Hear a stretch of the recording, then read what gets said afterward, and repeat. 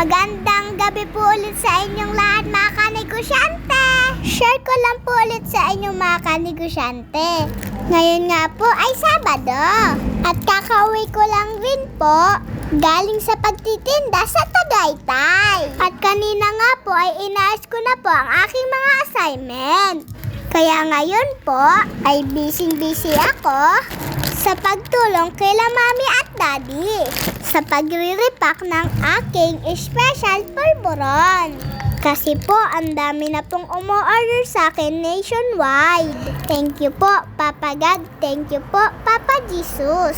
At sa inyong lahat rin po, mga kanegosyante. Maraming salamat po.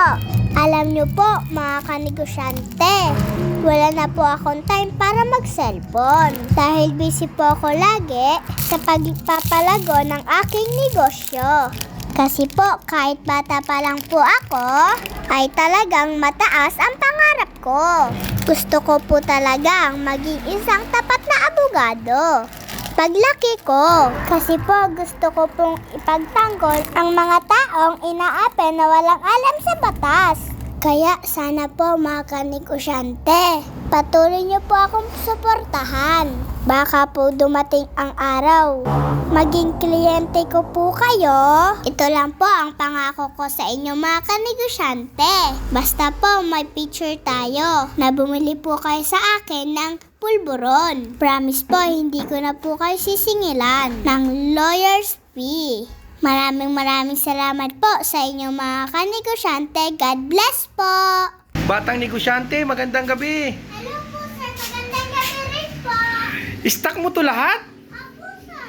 Grabe ah! Congrats sa'yo, congrats!